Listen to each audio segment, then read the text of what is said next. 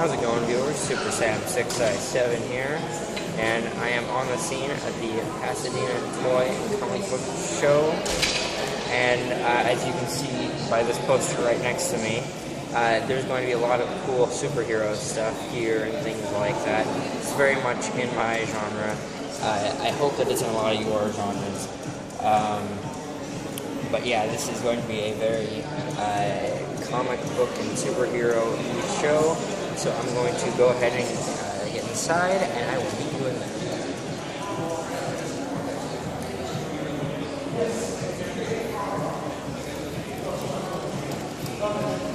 Okay, and this is a test of the mic. Did you hear anything on the...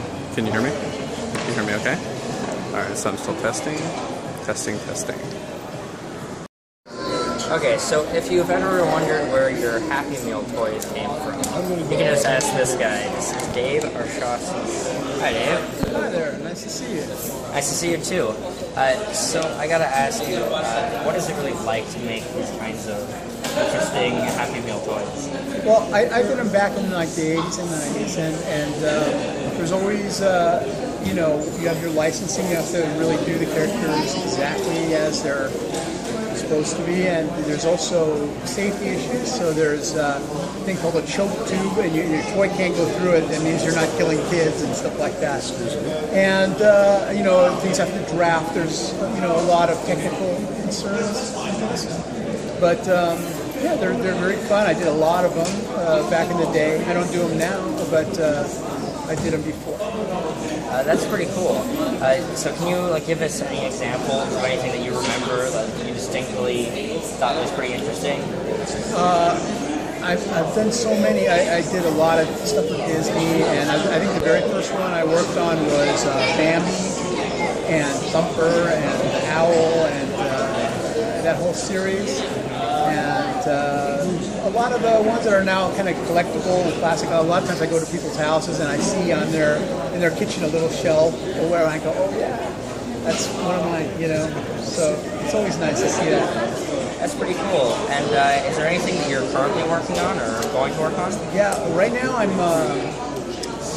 continuing sort of my toy career, which I did also work a lot on the early Playmate stuff, the lines, mostly the monsters and the weirder ones. But now I'm working in custom vinyls, which are like limited edition, more like art pieces. And I'm working with Toy Art Gallery and Melrose, and I'm working with some other ones I can't even talk about. But I'm doing lots of pieces, and I'll be coming out with some lines of my own stuff, my own design things. That's pretty cool. And is there any place where any fans out there can find you or anything? I think you can look me up on Instagram at Turtle Milk Studios and see my stuff there. All right, can you say that one more time for us? Make sure everyone got that. Turtle Milk Studios. All right. All right, that's right. Turtle Milk Studios. Check it out. Over here. Thank you. So this next little bit's going to appeal to every Star Trek fan out there. So this is the little booth here for the little movie, the Star Trek Panic Song. And I just watched the short film that's kind of a prelude to it. And I gotta say, I actually enjoyed it. I'm looking forward to what is going to be happening here. But to talk more about it, I have Diana Keener here. Hi. Do you have some questions you want to ask me about it? Of course. Okay. So first off, I gotta say, where did this idea come from? It's another story within the Star Trek universe. So I have to ask, who came up with this? How did this happen? Absolutely. One of our writers and our founding creator, Alec Peters, he has been interested in this, the idea of a story about this character since he saw the character in just one episode of the original series.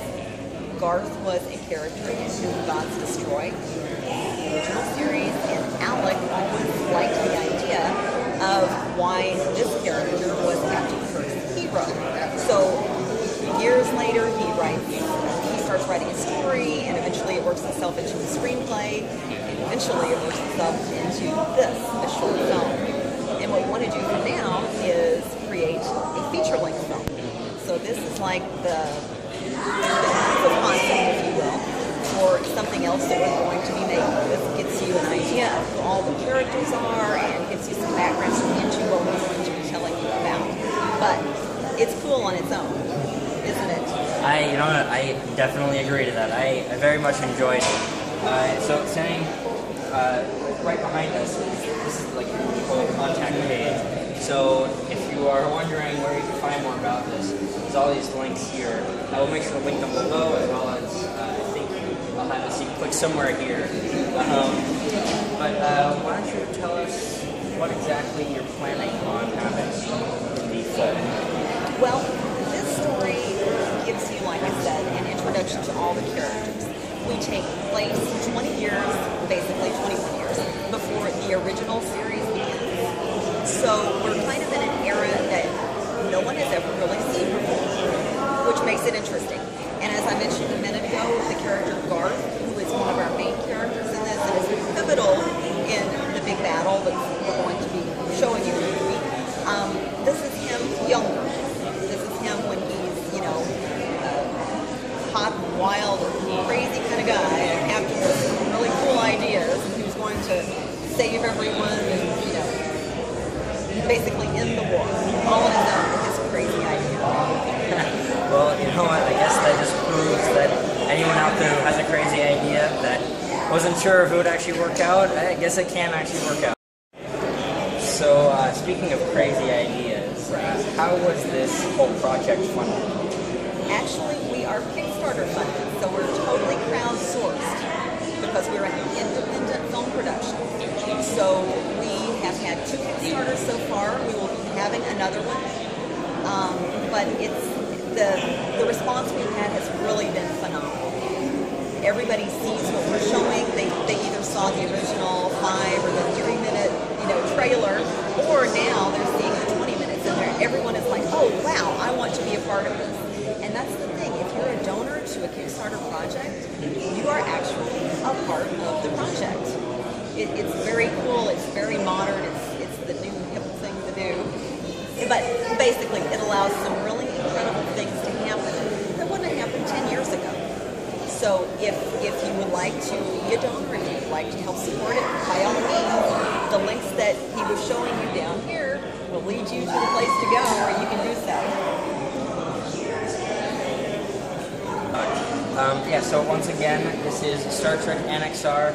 I'll go ahead and leave the links in the description, but go ahead and check out what they've got on YouTube. It should be pretty interesting. Alright, so before I leave the area, there is an actual Vulcan here, and he has a little something to show me. My mind to your mind. Your mind to my mind. Our minds are merging. Our minds are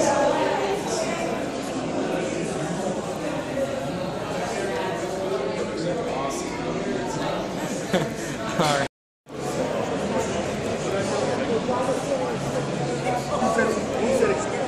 Alright, so I am here with Thomas J. Churchill, and he's going to tell you a little bit about what he does. I don't think I can quite describe it like him. I am a crazy man.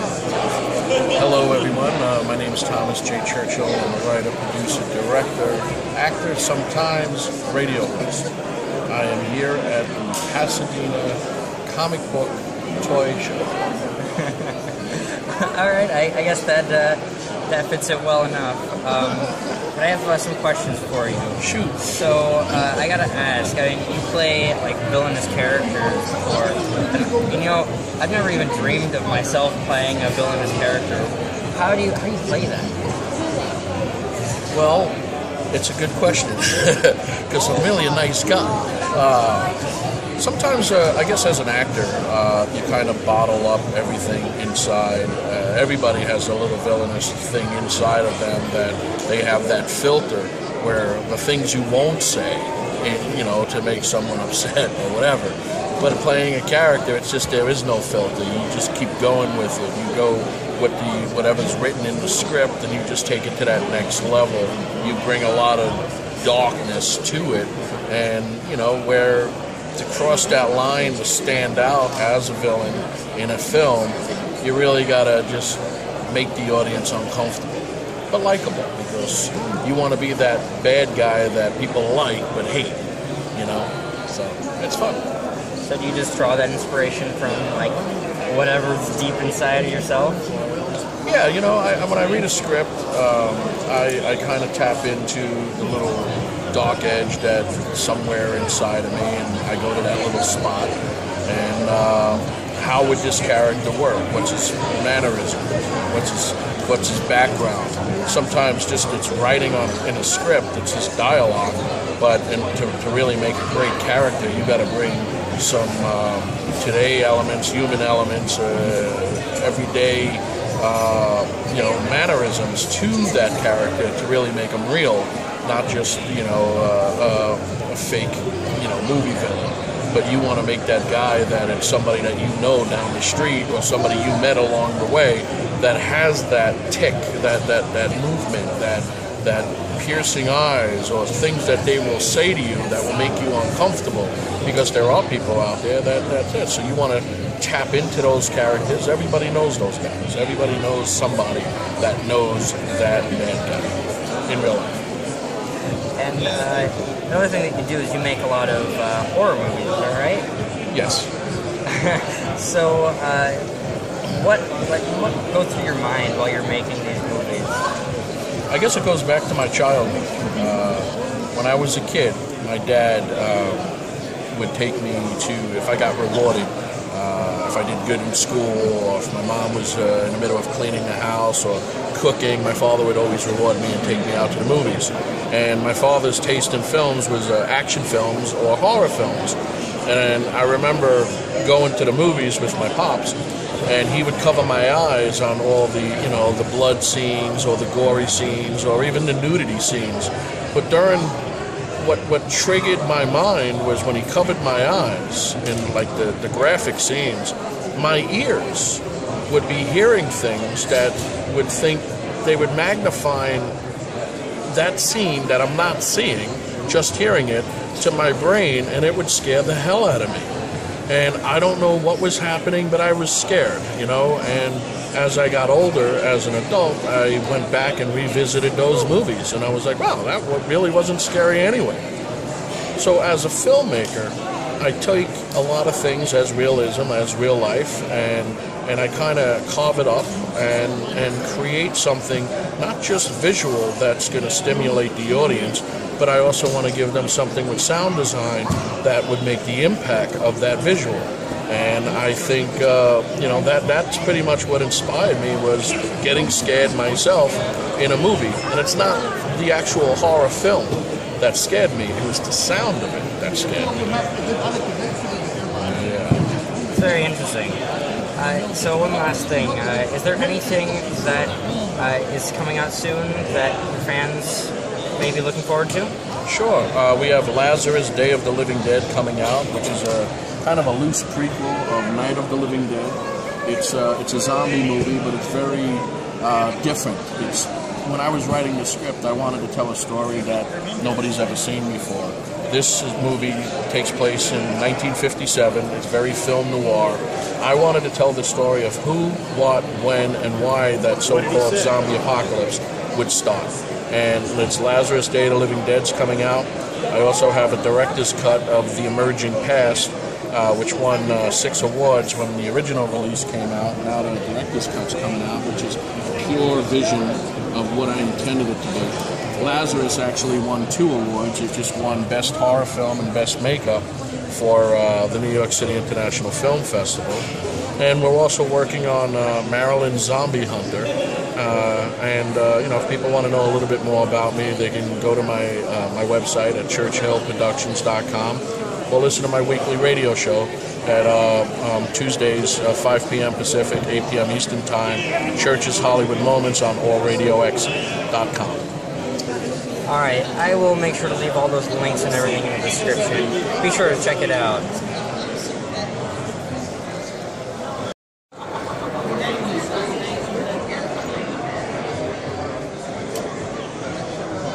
All right, so there is one last thing that I wanted to show everyone before I ended off this video, and it is the actual show floor.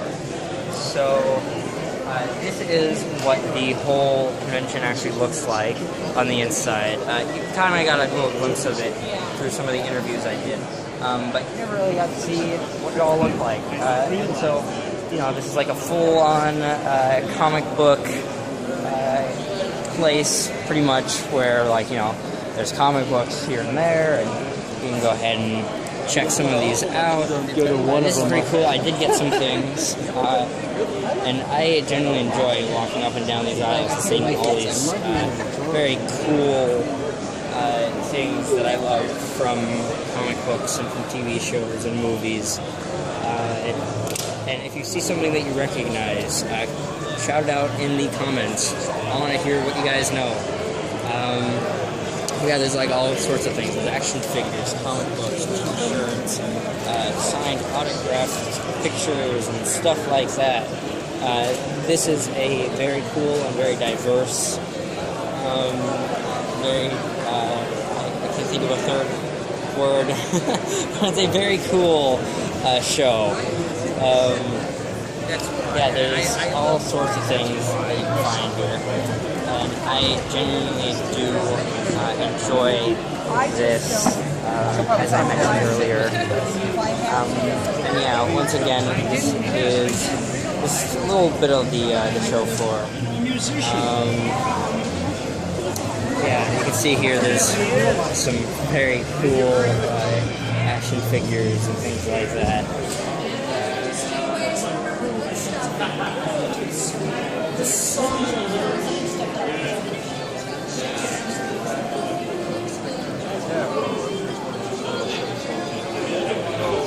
Maybe they did. Nice.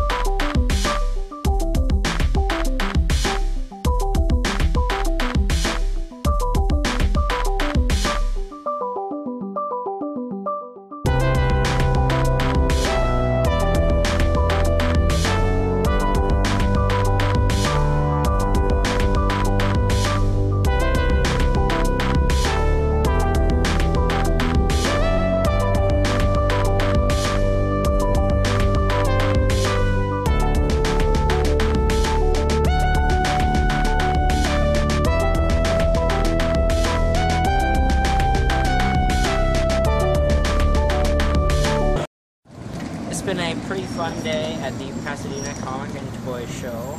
I hope you all enjoyed it. It was a pretty cool, nifty superhero convention. I got some cool stuff. I talked to a lot of cool people. Yeah, so once again, if you really liked all this, give a shout out. Anything you want to give a shout out to in the comments. Leave a like if you really liked it. If you like me, feel free to subscribe.